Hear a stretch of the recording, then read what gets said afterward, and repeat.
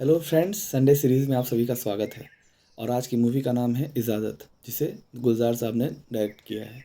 इस मूवी में जो एक्टर एक्ट्रेस हैं वो है नसरुद्दीन शाह, रेखा जी, अनुराधा पटेल, शम्मी कपूर, शशि कपूर।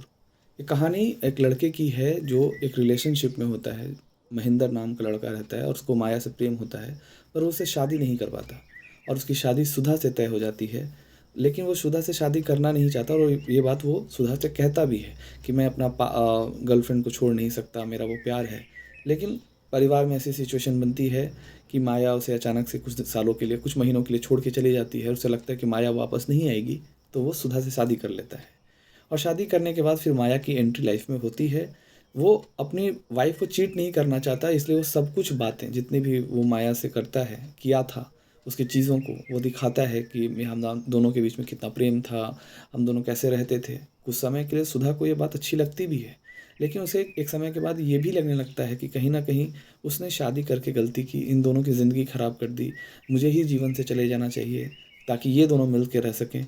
और इस तरह से फिर अचानक से जब बात बढ़ते बढ़ते बढ़ते बढ़ते बहुत बढ़ जाती है, तो सुधा एक दिन अचानक बिना कहे, बिना इजाज़त लिए घर से चली जाती है।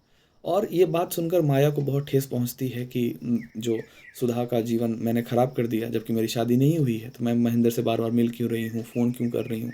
इस बात की उसे गिल्टी लगती है और वो सुधा को ढूंढने जाती है, तो रोड में सड़क पर उसका दुर्घटना हो जाता है और वो डेथ कर जाती है।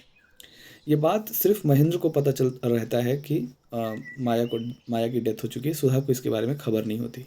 बहुत सालों बाद वो फिर सुधा से मिलता है, तो उससे जब पता चलता है कि माया नहीं रही और महेंद्र अकेला हो चुका है, उसे बहुत दुख होता है। और उसके बाद इस कहानी से आपको यही सीख मिलेगी कि जब आप एक वर्तमान में जी रहे होते हैं, तो उसमें पास्ट को इन्वॉल्व करने की ज़रूरत नहीं होती है। आपकी ऑनेस्टी लगती है कि आपने पास्ट को हर वक्त सामने रखा है, आप बता दिया कीजिए। लेकिन अगर आप पास्ट को हर जगह प्रेजेंट में सामने ला ला के दिखाएंगे या प्रेजेंट को हमेशा प्रेजेंट में इन्वॉल्व करेंगे, तो आपका प्रेजेंट भी बिगड़ेगा। और आखिरी में यही होता है कि वो सुधा बोलती है कि मैं इस पिछली बार तो इजाज़त लेके नहीं गई थी, इस बार इजाज़त लेके जा रही हूँ। और उसकी शादी कहीं और हो जाती है, सुधा भी किसी और से शादी कर लेती है। तो इस कहानी में बहुत अच्छी-अच्छी फ़िल्म में बहुत अच्छी-अच्छी गीत हैं।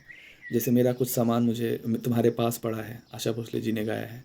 खाली हाथ शाम आई है, ये भी सॉन्ग, ये बहुत अच्छी मूवी है, one of the favourite movie है मेरी। मैंने कम से कम 10 बार देखी होगी। और इससे यही समझ में आता है कि वर्तमान में जिया कीजिए। भूत में जो चीज़ें बीत गई उस चीज़ को छोड़िए। जो वर्तमान में आपकी चीज़ सामने है उस पर फ़ोकस कीजिए। अगर आप वर्तमान में पास्ट को घुसाएँगे तो ज़िंदगी बेरंग हो जाएगी। तो आज के लिए इतना ही। धन्यवाद।